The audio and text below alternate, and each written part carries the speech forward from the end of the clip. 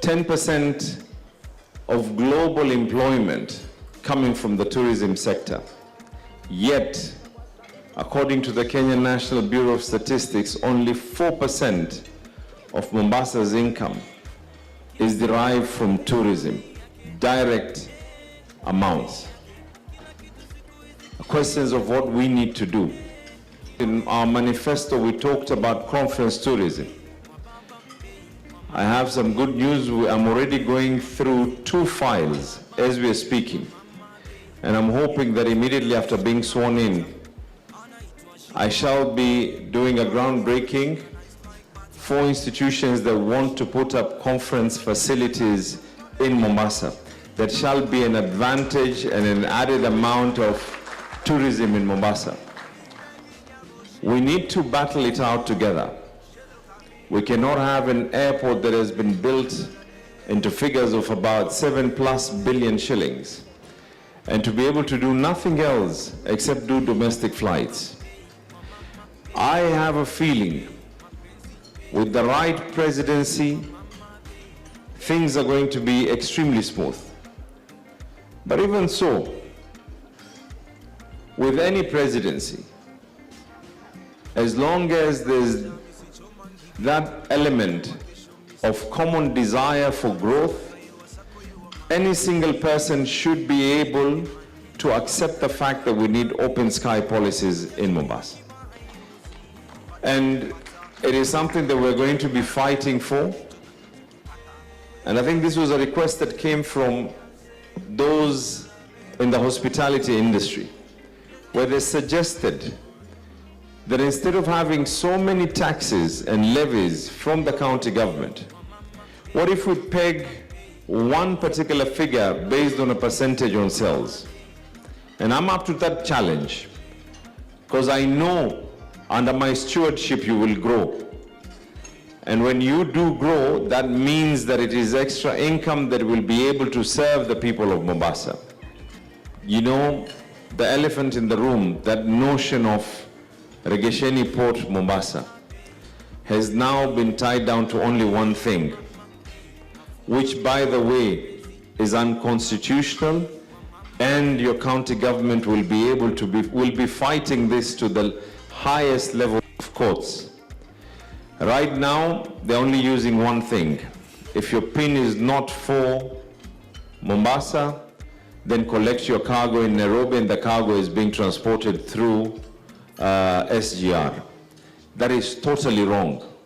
And I gave an example today.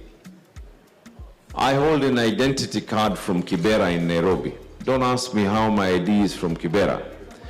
But my identity card is from Kibera. But I became a member of parliament from Vita constituency for 10 years. And right now I'm the governor-elect, and I intend to be the governor for another 10 years. It does not mean just because someone registered their PIN in Nairobi, it gives no institution the right to direct and force cargo to be collected at certain areas. That is totally wrong. In fact, in my last weeks of parliament, that is the issue that I was actually trying to fight. Parliament went on recess.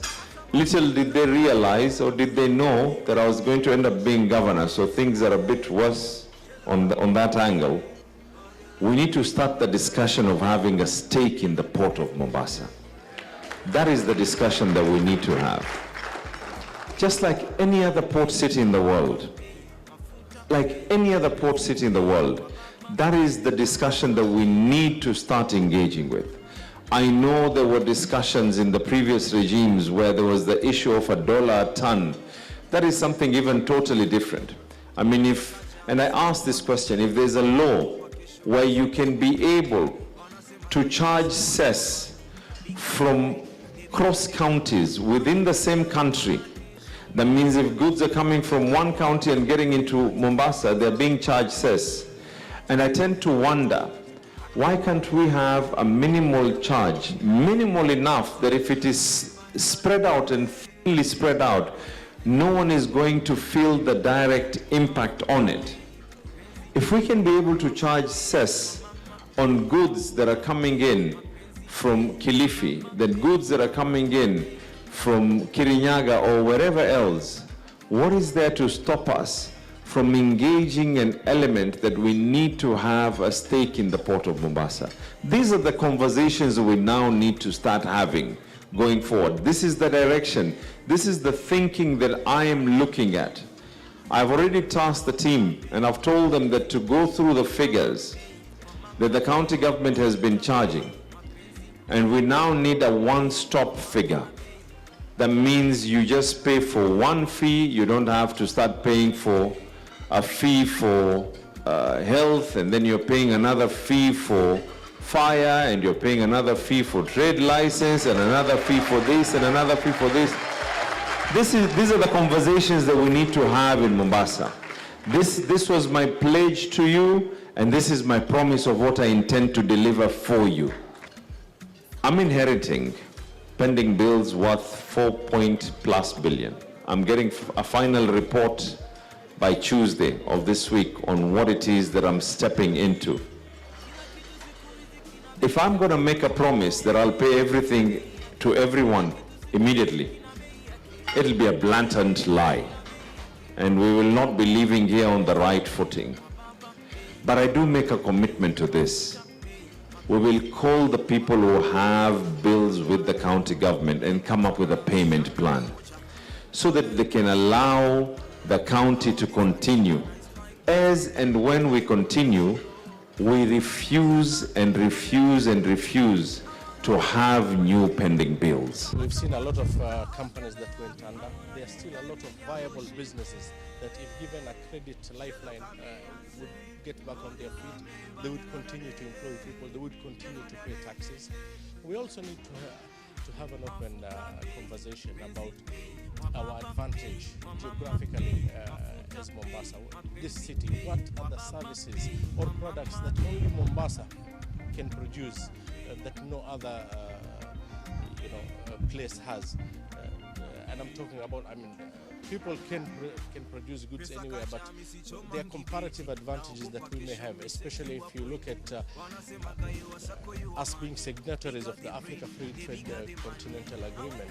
So we would like to see SEZs put up in Mombasa, manufacturing done here for countries in the hinterland. We've seen a lot of interest from companies in the DRC that want to set up here.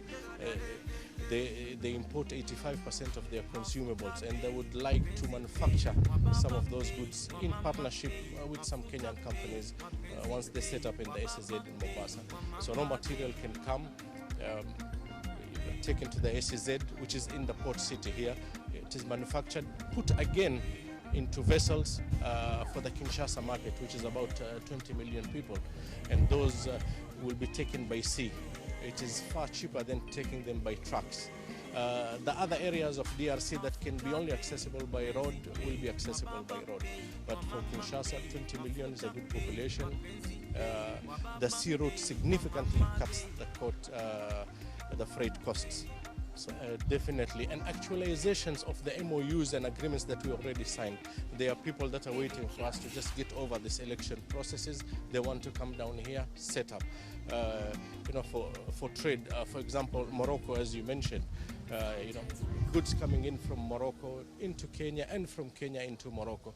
There's a lot of conversations already going on between businesses from both countries, and I'm optimistic about a very good future for Mombasa.